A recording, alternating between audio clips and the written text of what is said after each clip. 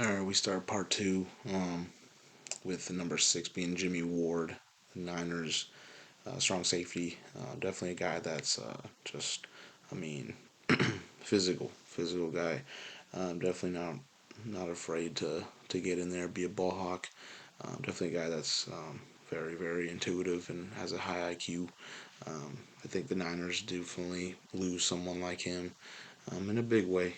I know they have other star players up in there, but Jimmie Ward's one of those guys that was a leader in that team. So, and I think he's going to bring that leadership to Houston. 32 years old, 9 years in the league, 2 years, $13 million left on his deal with the Texans. 12 games played, five started, three interceptions, five pass deflections, one forced fumble, 50 tackles, one tackle for loss, two QB hits. Playoffs wise, lost to the Eagles in the NFC Championship game. He had three pass deflections, 13 tackles, and a tackle for loss overall. Great safety. Definitely Houston has a winner out there. Didn't play as much, so he's definitely a lower down in the ranks, but he's still over there almost in top five form. And yeah, he's definitely relevant. Definitely deserves to be on this countdown.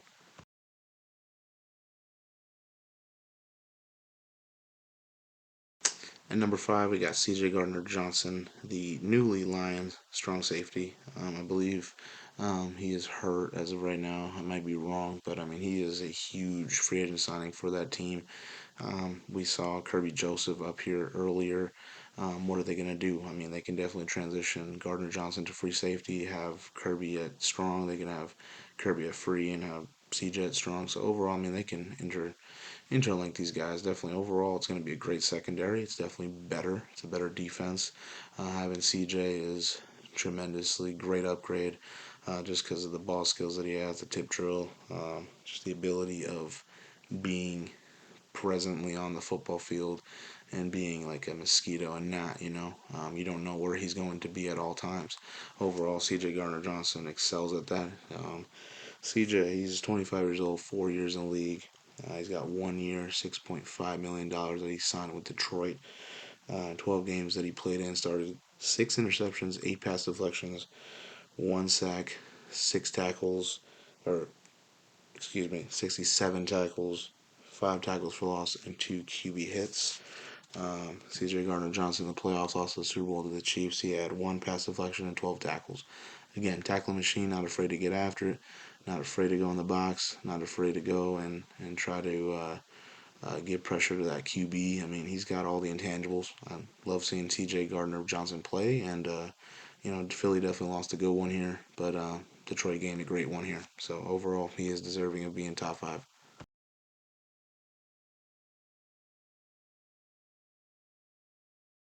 Number four, we got Jordan Poyer, the veteran for the Buffalo Bills. He's been one of the most consistent players on that Buffalo Bills team. Micah Hyde's been great, but he gets injured a lot. Buffalo's had the unfortunate ability that they just get injured a lot, so their championship window is in question to me. But personally, I mean, Jordan Poyer is one of those guys that hasn't been a question to me. Just continues to ball out every single year at his age and continues to prove why he's one of the top strong safeties in the league. He's number four right here. Jordan Poyer is 32 years old. Been in the league for 10 years now. Has 2 years, $12.5 million left on the deal. He just re-signed with Buffalo. Great re-sign for him. 2024 potential out with $2 million in dead cap for Buffalo if they were to let him go. Played 12 games, started 12 games, had four interceptions, eight pass deflections, one forced fumble, 63 tackles, and four tackles for loss. Playoffs lost to the Cincinnati Bengals in the divisional. He did have nine tackles in that game, though. Again, not afraid to be a ball hawk and also an aggressor. He was a Pro Bowler this year, very much well deserved, and definitely one of the guys that are still going to stick around. Hopefully, he does what he can do, continues to be healthy, and continues to be productive for a Buffalo Bills team that really needs him.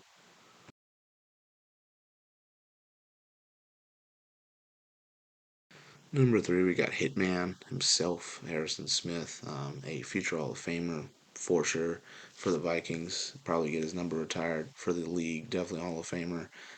Just he's been doing it for so long, man. He's been so productive for so long. It's great to see his impact on the league for so long and still being able to be that cornerstone of the Viking defense, which is at times lacking. Harrison Smith's 34 years old, 11 years in the league. He has 3 years, $41.4 million left on his deal. 14 games played and started, 5 interceptions, 10 pass deflections, 1 forced fumble, 85 tackles, 1 tackle for loss. In the playoffs, the game lost to the Giants. He had 3 tackles. No accolades. Should definitely be having accolades, but overall, he's a Hall of Famer, future Hall of Famer. Great player. Number two, we got Troy Polamalu Jr. pretty much out here. Talanoa Hufanga, definitely, man, he's impressive for a guy that's only been here for 2 years or so. Overall, he has been a lot of surprising. It's a surprising story. I mean, I'm sure for other people they could see it. Scouts they could see it. For me as a football fan, I don't watch college football like that. I didn't know he was going to turn it out to be a beast, and a huge piece to the Niners defense, which is already loaded. Hufanga just definitely brings that edge to them that they need. He is a Troy Polamalu-esque type of player. He's just all over the field, hard hitter. Definitely brings it out every single play. It's great to see that. And he's already number two at such a young age. 24 years old, 2 years in the league, 2 years, $1.995 million on his rookie deal. He'll be getting paid.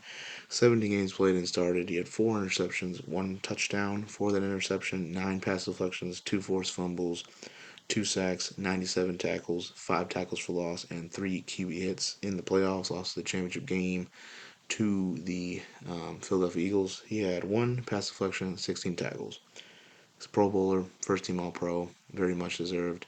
Why is he number two? I just think he just needs to continue to give me these numbers, and he'll definitely be number one very soon, especially with number one always getting hurt and injury prone. We'll see how it goes, man. But right now, at number two at such a young age, that is impressive, and I mean he's definitely shown what he can do.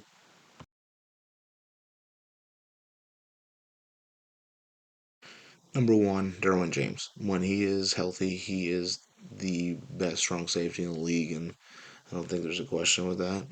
Derwin James, what he brings to the table, man, is a little bit of everything, and definitely a scary individual. Definitely picking up Travis Kelsey like he's a rag doll. Overall, just impressive player, great instincts. Could be ball hawk, could be just I mean, a scary dude that you don't want to meet on a slant route, as a receiver. Overall, Derwin James is not afraid of anybody, and he just goes out there and he brings it every single time.